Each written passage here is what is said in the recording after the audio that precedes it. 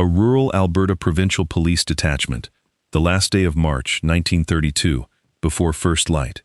Thomas Seller Wallace had been a member of the Alberta Provincial Police since 1921, 11 years on Alberta ground, a military medal from the Gordon Highlanders at Mons behind him, and the Byron Trophy, his own force's marksmanship award, in his record. On the morning of the 1st of April, he would still be a police officer, in the same province, working much of the same country. He would not be in the same force. The Alberta Provincial Police was to cease to exist. What the record documents with certainty is the fact of the change. On 1 April 1932, the Royal Canadian Mounted Police absorbed the provincial police organizations of 5 provinces on the same date: Alberta, Manitoba, New Brunswick, Nova Scotia, and Prince Edward Island. Alberta's force went out of existence under a provincial statute, the Provincial Police Act, 1928, Amendment Act, 1932. It had 201 sworn members and 105 barracks. It had been in the field for 15 years. It was not disbanded after a scandal, a failure, or a crisis. It was disbanded because the province could no longer afford it. For comparable Alberta detachments in this decade, the record describes what the working day was built from: a saddle horse or an early motor car, a rural telephone line if the district had one, the mail, the telegraph office at the elevator town, and the constable himself. There was no two-way voice radio in a Canadian rural patrol car in 1932. The first regular two-way police car radio anywhere in North America went into service in Bayonne, New Jersey, in March of 1933, a year after the transfer. In March 1932, on an Alberta section road 40 miles from a subdivision office, the only information system in the district was the officer riding or driving through it.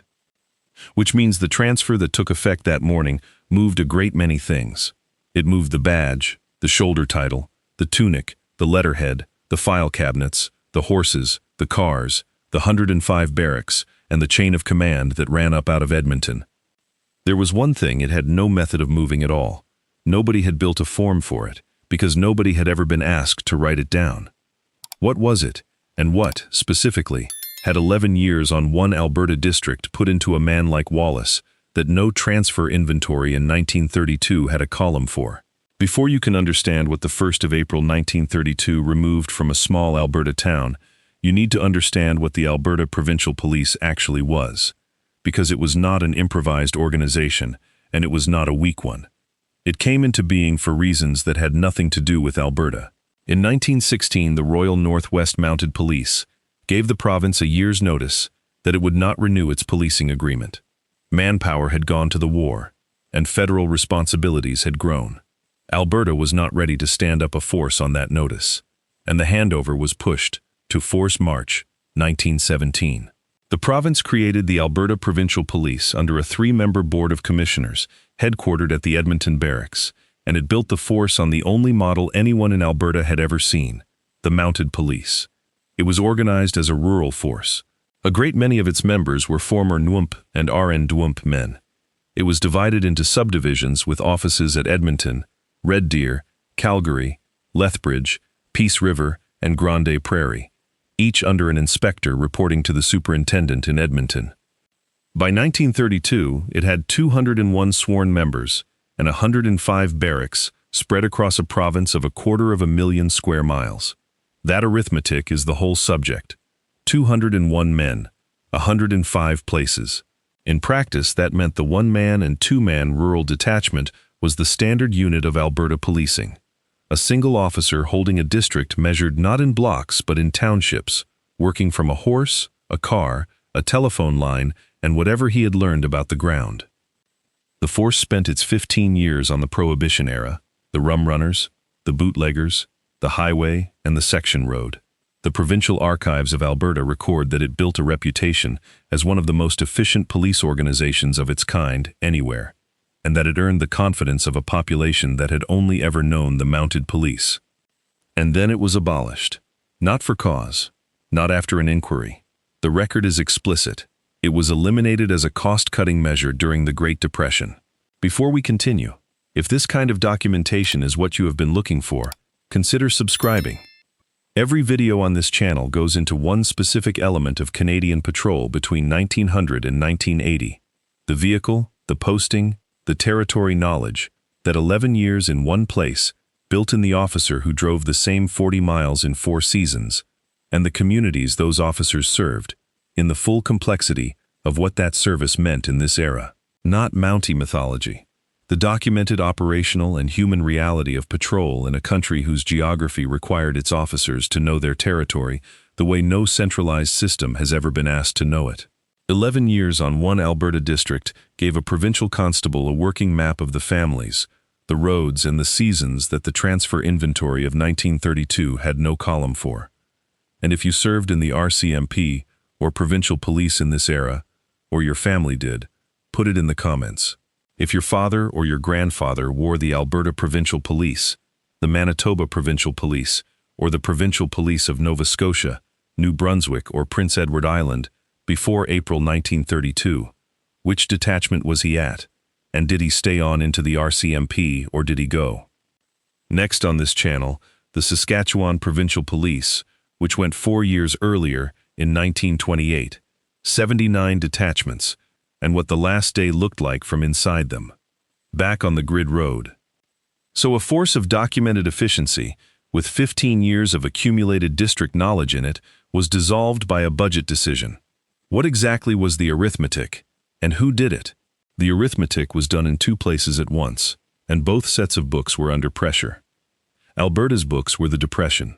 The province was looking for anything it could stop paying for, and a 200-man police force with 105 buildings was a line item that could be closed.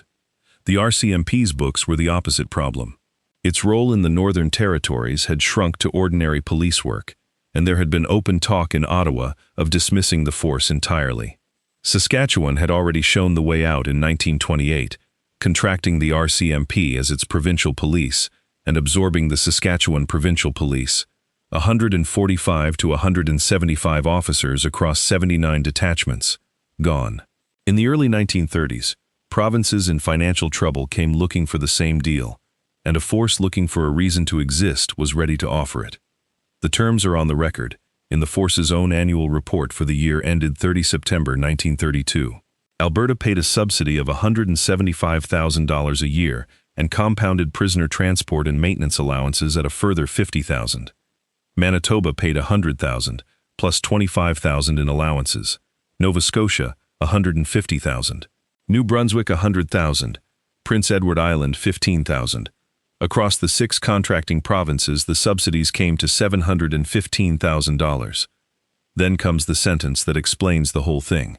The commissioner computed that the arrangement saved the 6 provinces upwards of $1 million yearly, while the cost to the Dominion government remained approximately the same. That is the deal. Read it slowly. The provinces saved $1 million a year. Ottawa's cost did not go up. The saving was not produced by anyone policing more cheaply on the ground. It was produced by putting one national force where 6 separate organizations had been, and by charging the provinces less than they had been spending to run their own. Every part of that is a real and defensible piece of public administration in 1932. Alberta was not being careless. The money was not there. But notice what the calculation contains, and what it does not. It contains salaries, buildings, transport, prisoner maintenance and subsidy. It contains nothing at all about what the men in the 105 barracks knew. And that is because the contracts were, in part, about the men. What did the agreements actually say about them, and what happened, on paper and in fact, to 201 Alberta police officers? The agreements did not simply abolish 5 forces. Each one stipulated that a certain number of the officers and other ranks of the provincial force were to be incorporated into the Royal Canadian Mounted Police. In Alberta's case, the proposal included an offer to take all qualified members in at roughly equivalent rank. That was a serious commitment, and the force kept it. The numbers are in the 1932 report, and they are unusually precise. During that year, 1,176 men joined the RCMP. Of that increase, 370 were members of the 5 absorbed provincial police forces. From Alberta, 135 engaged on 3-year terms and 15 on 1-year terms. From Manitoba, 5 on 5 years, 55 on 3, 11 on 1. From New Brunswick, 32 on 3, 18 on 1, 1 on 6 months. From Nova Scotia, 52 on 3, and 38 on 1. From Prince Edward Island, 8 on 1-year terms. The officers were taken in by name and by appointment. Superintendent Hancock and Inspectors Bavin, Scott, Duncan, Tucker, Radcliffe, and Marsom, all of the Alberta Provincial Police, were appointed inspectors in the RCMP. So were Commissioner Martin, Inspector Brown, and Inspector Day of the Manitoba Provincial Police, Superintendent Nicholson, and 4 inspectors from Nova Scotia, 3 inspectors from New Brunswick. In one line of the annual report, the Commissioner records what those appointments meant. The officers listed as appointed to those ranks were officers of the several provincial forces absorbed during the year. Thomas Wallace, 11 years in the Alberta Provincial Police, went in with them. He would serve 3 more years and finish as a sergeant. So on the face of it, nothing was lost. The men stayed, the districts stayed, the buildings stayed. In the arithmetic of 1932, that is a clean transfer. But look closely at those enlistment terms, because they are the hinge of this entire story. 150 Alberta men came in, and 135 of them came in on 3 years, 15 on 1. A term engagement is not a posting. It is a clock. And once a man is on a national forces clock, rather than a province's, the thing that decides where he is in 3 years is not what he knows about his district. It is where the force needs a body. What did that do to the map? And what did a town of 400 people actually see happen on the 1st of April? What it did to the map is measurable, and the force measured it. On 30 September 1931, the Royal Canadian Mounted Police had 197 detachments in all of Canada. On the same date in 1932, it had 443. The Commissioner's own report calls that a very great increase, and names both causes: the assumption of provincial police work in the Maritimes, Manitoba, and Saskatchewan, and the taking over of the preventive service from national revenue. In the Maritime provinces, the arithmetic is almost comic in its bluntness. 77 detachments in 1932, against 1 the year before. In Alberta, the force finished the year with 97 detachments and 401 all ranks, against 209 the year before. Manitoba went from 90 to 208. Nationally, the strength went from 1,351 to 2,348, a rise of over 73% in 12 months. Set the Alberta figure against what the province had been running: 105 barracks under the Alberta Provincial Police, 97 RCMP detachments a few months later. The two counts are not strictly comparable. A barracks and a detachment are not identical administrative objects, but the direction is not in doubt. The province did not gain police stations in 1932. What it did gain was a shorter chain and a bigger one at the top.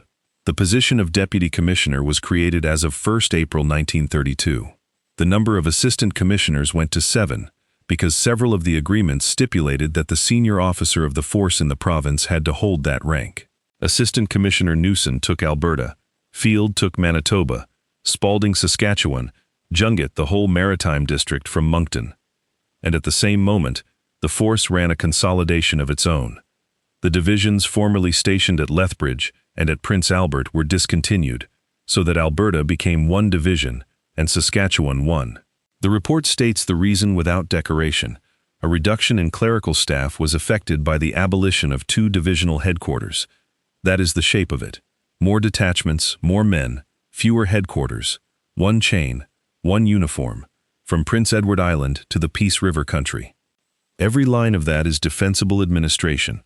None of it is visible from a section road. So what did it look like from there? What did a town of 400 people, which had a constable and knew him, actually see change on the 1st of April 1932? From the section road, 3 things changed, and all 3 were visible before breakfast. The name changed. The town had been served by the Alberta Provincial Police. From the 1st of April it was served by the Royal Canadian Mounted Police, K Division. Every form, every summons, every letterhead, every sign on the detachment door. The uniform changed. The shoulder titles, the badge, the cap. A man the town had watched ride and drive past its storefronts for a decade was now wearing another force's insignia on the same street. And the reporting chain changed. Under the provincial force, the line ran from the detachment to a subdivision inspector, to the superintendent at the Edmonton Barracks, and from there to an Alberta Deputy Attorney General, an official who sat in the same province, under the same legislature, answerable to the same electorate as the people on that street. From the 1st of April, the line ran to a divisional assistant commissioner, and from there to a commissioner in Ottawa, reporting to a federal minister.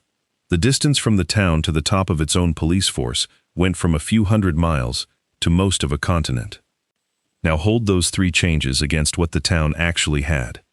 In a place of 400 people, the constable is not an abstraction. He is a household. His wife shops at the same store. His information does not arrive by call description. It arrives because he knows which family is which, whose son has been drinking, which farmer is close to losing the section, which dispute has been running since a fence went up in 1927, and which complaint means what it says, and which one means something else entirely. He knows this because he has been there, in the same 400 people, in 4 seasons, for years. None of that was in the transfer. It could not have been. There was no instrument for it. The agreements moved men, buildings, vehicles, subsidies, and command. They contained no mechanism whatever for moving the knowledge those men held about the specific communities they had been standing in. But here is the part that is easy to miss, and it matters. On the 1st of April, most of that knowledge did not need to be moved. It was still standing on the same street. The same man was still there. He had simply changed forces. So what, exactly, was the problem? What did the new chain of command not contain? And when did that start to cost something? What the new chain of command did not contain was any way of asking. Consider what the force actually measured in its first year of 6-province policing. Investigations and cases of all sorts, 119,825. Alberta went from roughly 11,800 cases in 1931 to 24,200 in 1932. Manitoba from 3,800 to 11,500. The 3 maritime provinces, together, from 1,450 to over 20,500. Saskatchewan, meanwhile, fell, 38,300 down to 23,100, a drop of over 40%. The commissioner even builds a ratio out of it, noting that against an 8.6% rise in cases, the uniformed force had grown 65%, so that, relatively speaking, there had been a decrease. Read those numbers for what they are. They are a genuine and honest attempt to measure police work. They count investigations, prosecutions, assistances, guards, licenses, escorts. They are the best instrument the institution had. And there is not one column in any of them for what the constable at the elevator town knew about the 12 families on the South Road. This is the insider observation, and it holds for the whole century this channel documents. The Alberta Provincial Police had never recorded it either. That is the point. No force did. A constable was posted, given a district, and left to accumulate. And what he accumulated became genuinely operational, because on a section road in 1932, 40 miles from a telephone that worked, it was the only information system present. The institution used that knowledge constantly. It relied on it. It billed provinces for the service it produced, and it never once asked a man to write down what it consisted of, because it had never conceived of it as a thing an institution could hold, which meant that in 1932 the knowledge was safe only for as long as the man stood still. 135 Alberta members had come in on 3-year engagements. A national force posts nationally. Every transfer after 1932 moved a body to where the force needed one, and quietly emptied a district of something the force had no way of noticing it had lost, because it had no way of noticing it had ever had it. That is the ordinary version of the story, and it is true. But there were communities in Alberta and Manitoba in 1932 for whom the transfer meant something else entirely, and for whom the arrival of the RCMP in place of a provincial force was not a neutral administrative event at all. What did the 1st of April look like from there? From an Indigenous community in Alberta or Manitoba in 1932, the 1st of April did not look like a change of letterhead. It looked like the arrival, as the province's ordinary everyday police force, of the specific institution that had been enforcing federal Indian policy on that ground for decades. The record on this is not disputed, and it is not marginal, and this channel does not skip it. In 1920, the Indian Act was amended to make attendance at residential schools compulsory. Police, and the RCMP in particular, were thereby constituted, in effect, as truant officers for that system. The documented role, which the force itself has published research on, included capturing absentees, returning children who had run away, and fining or arresting parents who refused or resisted. The force billed the Department of Indian Affairs for the work. By the 1940s, the cost had become heavy enough that the department asked its agents and school principals to do more of it themselves. The mounted police also enforced the pass system on the prairies, restricting movement on and off reserves, from the 1880s into the 1940s. It enforced the prohibitions on the Sundance and other ceremonies. By the 1930s, roughly 30% of Indigenous children in Canada were in the residential school system. All of that was in force in April 1932, in Alberta, in Manitoba, in the same weeks and the same divisions. So both of these things are true at once, and the honest version of this history has to carry them together. The constable at the elevator town had genuine operational knowledge of his district that no ledger recorded and no dispatch could supply. That is real, and it is worth documenting precisely. And the force he joined on the 1st of April 1932 was, in those same years and in those same provinces, the instrument of policies that Canada has since formally acknowledged as deeply harmful, policies the individual constable on a section road did not design and did carry out. The 1932 transfer did not create that. It did something narrower and specific. It made the same force responsible for everything. Before April, an Alberta community dealt with a provincial constable for provincial matters and with the mounted police for federal ones. Afterwards, there was one force, one uniform, one chain running to Ottawa for all of it. Which brings the whole thing to a single question. If nothing was written down, what actually left, and when did the bill come due? What left was not a file. It was a set of working answers that had no questions attached to them. The Alberta constable in 1932 knew which section road went soft first in the thaw. He knew which farm's telephone worked when the line went down at the elevator. He knew which of two neighbors would tell him the truth, and which one would tell him the version he wanted to hear. He knew what a complaint from one particular quarter section usually turned out to be, because he had been to it 4 times. None of that had ever been written into an occurrence book, because occurrence books record what happened, not what the officer already understood before he arrived. The bill came due slowly, and it came due one transfer at a time. 135 Alberta members had signed 3-year engagements. 15 signed for 1. When those clocks ran out, the force posted them where the force needed bodies, which is what a national force is for, and is not a criticism of it. But every one of those postings moved a man out of a district in which his accumulated knowledge was the operational resource, and into one in which he was starting again at zero. The province had been running men who stayed. The force ran men who moved. And the force could not see the cost, because it had never had an instrument that could. It counted investigations, prosecutions, guards, escorts, detachments, strength returns. It counted, in 1932 alone, 119,825 cases. There was no line anywhere in that accounting for a man who knew a district, and therefore no line that could ever register the moment he stopped being in it. Thomas Wallace, 11 years Alberta Provincial Police, served 3 more years in the RCMP. He was killed in Alberta in 1935, at 39. Nobody had asked him, in 1932 or afterwards, to set down what 14 years on that ground had put into him. So the last question is the one the whole century turns on.